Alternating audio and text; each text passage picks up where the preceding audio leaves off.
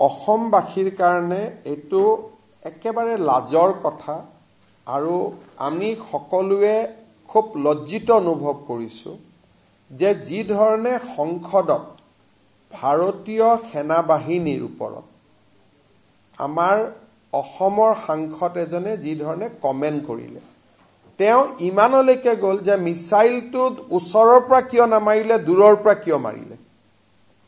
So ইমান ডাঙৰ বিজ্ঞানী যে সেনাই মিছাইলটো ওচৰৰ পৰা কিয় নামাৰিলে দূৰৰ পৰা কিয় মাৰিলে তো ভাৰতে যদি 3000 4000 কিলোমিটাৰ লক্ষ্য ভেদ কৰিব পৰা মিছাইল বনাইছে এটোতো সেনাবাহিনীক অভিনন্দন জনোৱা কথা আছিল তো যিটো ভাষণ দিলে সেই ভাষণটো শুনি এটাই ধাৰণা হ'ল যে তেওঁ ভাৰতক কেতিয়াও ভাল নাপায় নিজৰ লৰা ছোৱালীকো বিদেশী কৰিছে পত্নীকো বিদেশী কৰিছে আৰু মই এই কথা ক্লিয়াৰলি ক'ব পাৰো যে in a very good day he will also change his citizenship তিনটা ফ্যামিলি যেতিয়া নাইয়ে ভাৰতীয় তেওঁটো টেম্পোৰাৰিলি ভাৰতত আছে আৰু সেই কাৰণে তেওঁ সদায় ভাৰতৰ বিৰুদ্ধে সংসদৰ কথা কয় যোৰহাটৰ ৰাইজৰ শিৱসাগৰৰ ৰাইজৰ স্বাধীনতা আন্দোলনত কিমান বৰঙণি আছিল দেশৰ স্বতন্ত্ৰতা সাৰ্বভৌমত্বত যোৰহাটৰ এটা অনবদ্য বৰঙণি আছে অসম আন্দোলনলৈকে সেই স্থানৰ সংসদ গৰাকী আজি পাকিস্তানত গৈ হিৰো হোৱা আমাৰ কাৰণে লাজৰ কথা আৰু এই গোটেই ঘটনাটো অকল এইটো নহয় কালিৰ ষ্টেটমেন্টটো আপোনালোকে নজৰত পাইছে কিন্তু যদি 2014 চনৰ পৰা তেওঁৰ সংসদত ভাষণ আৰু প্ৰশ্নবিলাক চাই প্ৰত্যেকটোৱে পাকিস্তানৰ সহায় কৰিব পৰা প্ৰশ্ন গতিকে তেওঁৰ খুব বেলেগ ধৰণৰ সম্পৰ্ক পাকিস্তানৰ লগত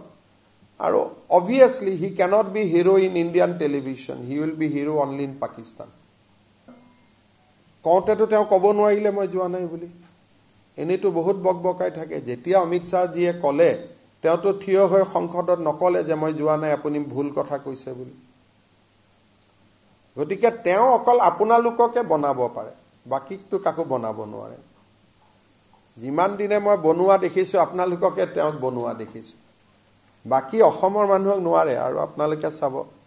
ৰাইট বিটিএডিৰ পৰা লক্ষ্য কৰি গৈ থাকিব মানুহক বনাব নোৱাৰে দুই এজন আপোনালোকৰ মানুহৰ তেওঁৰ প্ৰতি সফট কৰ্নাৰ আছে তেওঁৰ প্ৰতিও নাই মোক বেয়া পায় কাৰণে তেওঁ উঠাব খোজে মই ভাবো যে হেতু বহুত দিন নচলে Assam SIT has a limited scope. As I told you, we cannot access telephonic interaction, telephonic connection beyond 2 years. Assam has a limitation of 2 years. But NIA can trace things up to 2011, 2010. So this is not a new thing. I have shared many times with you that Assam SIT has a limited capacity,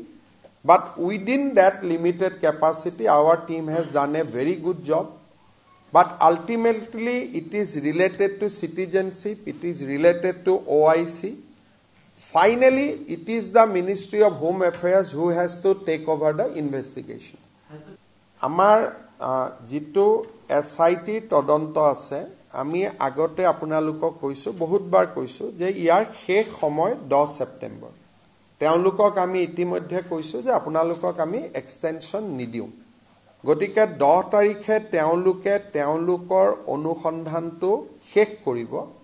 11-12 depending on my availability তেওঁলোকে report দিব ৰিপৰ্টটো আমি লগে লগে কেবিনেটত লৈ যাম আৰু কেবিনেটে তাৰ ওপৰত নেক্সট ডিসিশন তো গ্ৰহণ কৰিব